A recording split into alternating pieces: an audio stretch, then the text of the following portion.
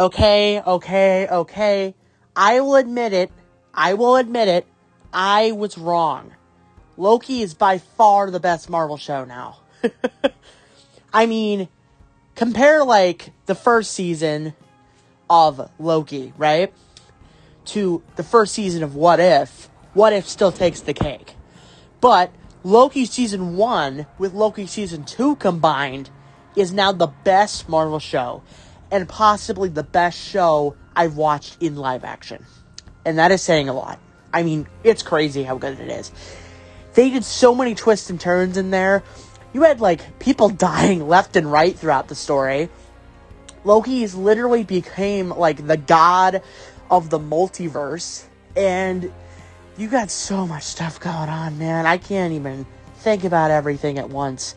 Okay, so I gotta say there's certain bits in there that are important compared to others, and so that's what I'll focus on. So, the end of last season, it ended with Loki basically on a cliffhanger. He was, nobody knew who he was. And I thought, oh, he's just in a different TVA and there's more than one. Well, I was wrong about that, because actually, he was in a different point in time.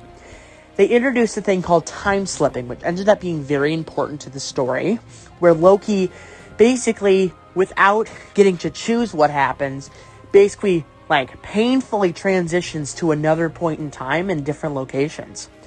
It's pretty crazy, man. It's a great great idea. It's amazing. Worked out. In fact, weirdly enough, I had a dream about time slipping after that first episode came out. But then, it gets crazier, because then he finds the Mobius that he does know. They fix the problem, and they realize they have to go find a variant of Kang. And next thing you know, you got this version of Kang called Victor Timely. Definitely not Kang. He is very different, almost a completely different character, even though he's played by the same guy. And of course he's there with Ramona? Okay, whatever. And Miss Minutes. Because of course. And that episode was the weirdest, I think, overall. Because Miss Minutes was a straight-up creep.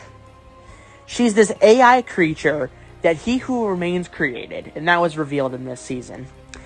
And next thing you know, she's, like, basically hitting on a variant of him, which is not even the same person. And it was weird watching that. Anyway, and then you got, the end of that episode has Ravonna getting sent, to the, end of time, and works with Miss Minutes to get back, while Loki takes He Who Remains to hopefully fix the temporal loom, which is this machine that is meant to take the timeline and even if it splits up into multiple branches, make sure it stays into one singular timeline. And basically at the end of the episode, guess what happens? They fail. It blows up. And I thought they had all died. That's where I thought it was going to end. And the next episode, Loki's time slipping again, finds everyone on the timeline, working together to save the day. And the 6th episode shocked me, where he basically took a Groundhog's Day situation and kept going back and forth between times to get everybody correctly in, to save the day and save the temporal loom from exploding and all that. And Loki ends up figuring out that it's not going to work, and figures out that he has to sacrifice himself. Literally blows up the loom himself, and takes the strands of the multiverse that are basically decaying, basically takes over with his power, Loki powers, takes control of the loom, and now he's the one in charge of the entire multiverse. I don't know how the heck that happened. That was amazing to watch. And it seems like that's the end of Loki's story, because they're not wanting to continue it from there. I don't know. Tom Hiddleston, who plays Loki, says that he's done playing Loki. So we're probably not going to get Loki season 3. But they do leave the door open so much. And I think it's entirely possible for them to figure everything out. I know there's so many ways it could go, and I hope that they have a lot of time to work on it. There's some great stories that could happen. Overall, Loki season 2, a mile better than the first, but both of them together are still the best Marvel show now. And I gotta say, it still stands at a 10 out of 10. Thank you guys so much for watching, everybody. Make sure to leave a like, comment, and hit that bell. Thank you guys so much again. Stay tuned for my next review, everybody. See ya. Bye.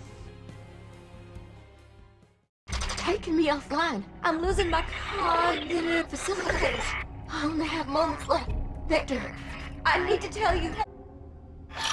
You'll never be him.